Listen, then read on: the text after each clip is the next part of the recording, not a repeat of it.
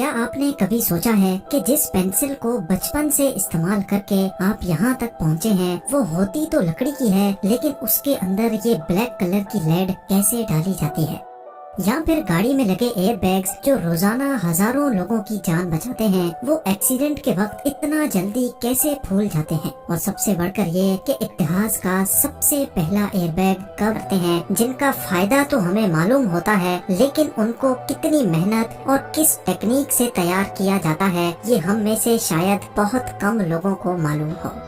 तो आइए देखते हैं 5 ऐसी प्रोडक्ट्स का मैन्युफैक्चरिंग प्रोसेस जो हम तकरीबन रोजाना ही इस्तेमाल करते हैं। एयर बैग का सबसे पहला ख्याल 1950 में एक इंडस्ट्रियल इंजीनियर को आया था, जब वो अपनी फैमिली के साथ ट्रैवल कर रहा था और एक एक्सीडेंट का शिकार हो गया। उस हादसे में सबकी जान तो बच गई, लेकिन इस वाक़े ने उस इंजीनियर को एयर बैग बनाने का आइडिया दिया। 2 सालों के बाद उसने एक ऐसा एयर बैग बनाया जिसमें कंप्रेस्ड एयर के सिलेंडर की मदद से हवा भरती थी, लेकिन मसला ये था कि इस प्रोसेस में काफी टाइम लगता था और हादसे के वक्त टाइम ही तो बहुत कम होता है। अगले कई सालों तक इस मसले का कोई खास सॉल्यूशन ना निकल सका, लेकिन फिर 1967 में एक अमेरिकन इंजीनियर को आइडिया आया। उसने एयर बैग को एक केमिकल एक्सप्लोसिव से पैदा होने वाली गैस से भरने का फैसला किया। एयर बैग के अंदर मौजूद केमिकल सोडियम एजाइड होता है, जिसको गाड़ी में लगा क्रैश सेंसर एक्सीडेंट के वक्त एक इलेक्ट्रिकल सिग्नल देता है। इलेक्ट्रिकल सिग्नल से इस केमिकल में एक धमाका होता है, जिससे नाइट्रोजन गैस रिलीज होती है और वो एयर बैग को फौरन फुला देती है। क्रैश होने से लेकर एयर बैग के फूलने तक हैरत अंगेज तौर पे सिर्फ 20 मिली सेकेंड्स का टाइम लगता है। यानी जितना टाइम पलक झपकने में लगता है, उतने टाइम में एयर बैग 5 मर्तबा फूल सकता है। एयर बैग का मटेरियल भी काफी खास होता है, जिसको 1 पीस में बनाया जाता है। दूसरे फैब्रिक्स के मुकाबले में ये मटेरियल काफी मोटा रखा जाता है। एक वक्त में 1000 नायलॉन के धागों से ये मटेरियल बनाया जाता है। अगर इस प्रोसेस में एक भी धागा टूट गया तो सेंसर फौरन मशीन को बंद कर देता है। बेशक ये मशीन बहुत फास्ट चलती है, लेकिन फिर भी ये 1 घंटे में सिर्फ 8 मीटर फैब्रिक बनाती है।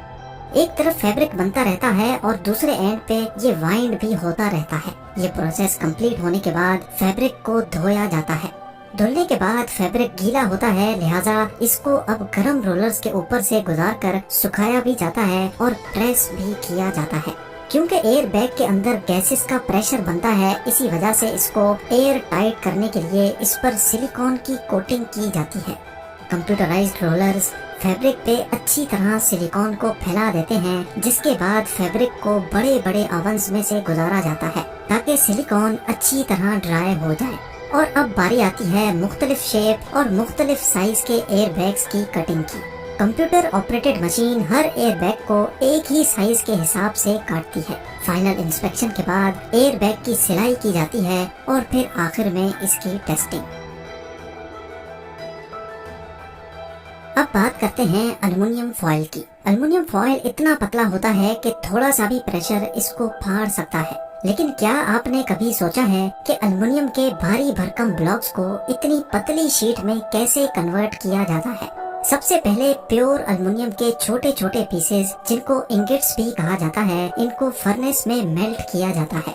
27,000 केजी एल्युमिनियम को मेल्ट होने में 8 घंटे लगते हैं, जिसके बाद लिक्विड एल्युमिनियम को फिल्टर करके साफ किया जाता है। इस मेल्टेड एल्युमिनियम को डाई में डालकर ठंडा किया जाता है और इस तरह की शक्ल दी जाती है। एल्युमिनियम का एक एक ब्लॉक 7.5 टन वजनी होता है, जिसको क्रेन की मदद से उठाकर मिलिंग मशीन पर रखा जाता है।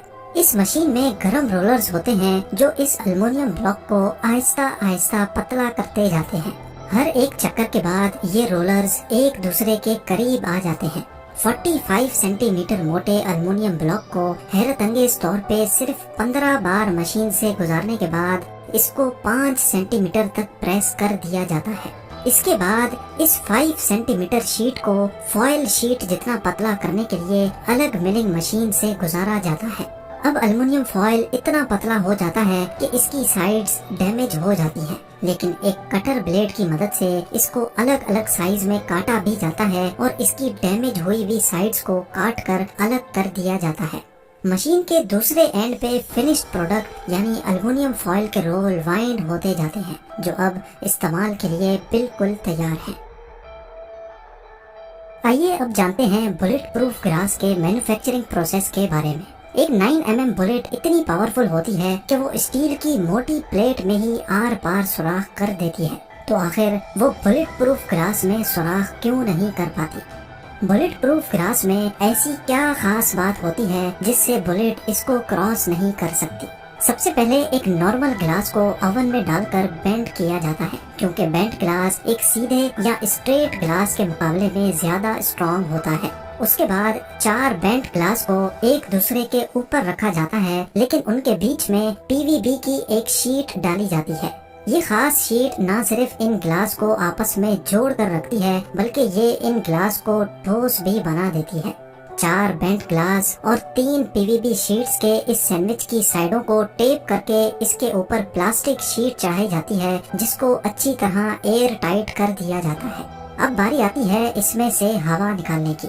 एक वैक्यूम पंप की मदद से इस प्लास्टिक रैप के अंदर से सारी हवा निकाल दी जाती है और फिर इसको एक बड़े कंटेनर में डाल दिया जाता है। इस कंटेनर में हवा का दबाव हमारे एटमॉस्फेयर से 10 गुना ज्यादा होता है और इसका टेम्परेचर 278 डिग्री सेल्सियस रखा जाता है। ये गर्माइश और प्रेशर पीवीबी और ग्लास को एक दूसरे के साथ फ्यूज कर देता है।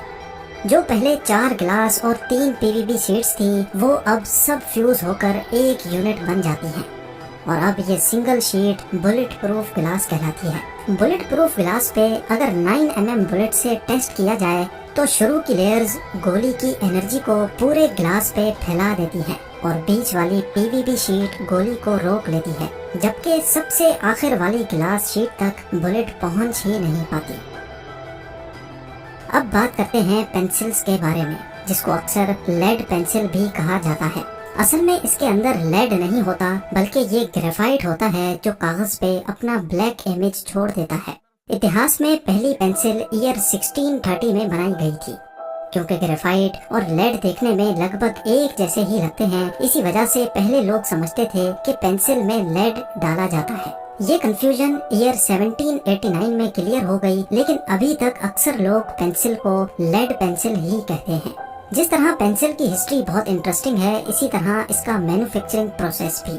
सबसे पहले ग्रेफाइट और क्ले का मिक्सचर बनाया जाता है। ये क्ले जब सॉफ्ट ही होती है तो इसको प्रेशर की मदद से लेड की साइज के सुराखों से गुजारा जाता है। इस मशीन की मदद से बिल्कुल एक ही साइज की लेड्स निकलती जाती हैं। इन लेड्स को इकट्ठा करके ओवन में रख दिया जाता है ताकि ये ठोस हो जाए। कलर पेंसिल की लेड्स बनाने के लिए भी सेम प्रोसेस ही होता है, लेकिन सिर्फ उसमें ग्रेफाइट की जगह क्ले और कलर का इस्तेमाल किया जाता है। इसी वजह से नॉर्मली कलर पेंसिल की लेड्स मोटी भी रखी जाती हैं, क्योंकि वो आसानी से टूट जाती हैं। लेड्स बनाने के बाद अब बारी आती है पेंसिल बनाने की। 10 mm की वुडन शीट्स पर मशीन की मदद से लेड की साइज जितनी नालियां बनाई जाती हैं। उसके बाद इन नालियों में इन लाइंस में ग्लू लगाई जाती है और फिर इसमें लेड्स को बिठाकर उसके ऊपर लकड़ी की शीट को रखा जाता है।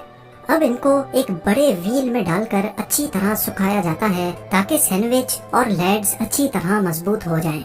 ये प्रोसेस कंप्लीट होने के बाद रुख किया जाता है मिलिंग मशीन का, जहां इस सैंडविच को मिलिंग मशीन इस तरह काटकर अलग अलग शेप की पेंसिल बनाती है। इसके बाद इन पेंसिल्स को कलर किया जाता है और फिर कलर हो जाते ही एक मशीन इस पे स्टैंप लगाती जाती है। इस सारे प्रोसेस में क्वालिटी का खास ख्याल रखा जाता है, जिसमें लेड्स का स्ट्रेस टेस्ट भी किया जाता है और एंड में पेंसिल्स को शार्प करके पैक कर दिया जाता है।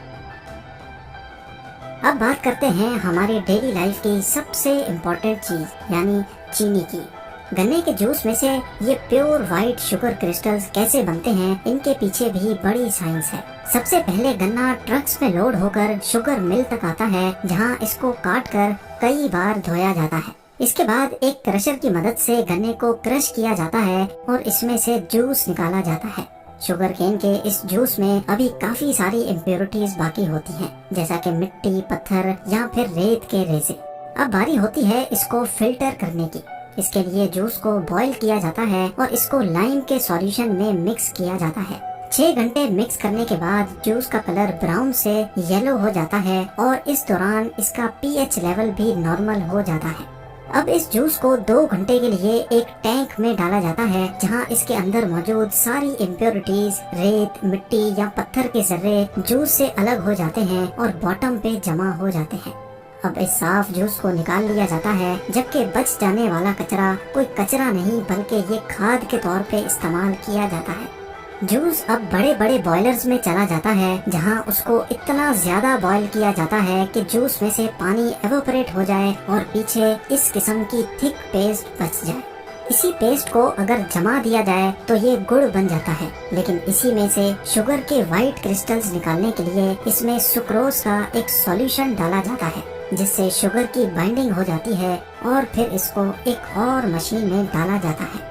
ये मशीन किसी वॉशिंग मशीन की तरह काम करती है। जैसे वॉशिंग मशीन के टब में सुराख होते हैं और वो तेज घूमकर कपड़ों में से पानी को निकाल देती है, ठीक इसी तरह से ये मशीन भी काम करती है। इस प्रोसेस को सेंट्रीफ्यूज कहा जाता है। शुगर पेस्ट को जब हाई आरपीएम पे घुमाया जाता है तो बचा हुआ पानी टब के सुराखों से बाहर निकल जाता है, जबकि शुगर के वाइट क्रिस्टल्स टब के अंदर ही जमा हो जाते हैं। लेकिन शुगर के इन क्रिस्टल्स में अभी ह्यूमिडिटी काफी ज्यादा होती है। इसी वजह से इसको सूखने के लिए गर्म हवा से गुजारा जाता है, जिससे शुगर का ह्यूमिडिटी लेवल ड्रॉप हो जाता है। अब शुगर पैकिंग के लिए बिल्कुल तैयार है। पैकिंग मशीन की मदद से एक एक दिन में 2 लाख से ज्यादा पैकेट्स बनाए जा सकते हैं। नाजरीन, आज का टॉपिक आपको कैसा लगा, इसके बारे में मुझे कमेंट सेक्शन में जरूर बताइएगा। उम्मीद है जेम टीवी की ये वीडियो भी आप लोग भरपूर लाइक और शेयर करेंगे। आप लोगों के प्यार भरे कमेंट्स का बेहद शुक्रिया।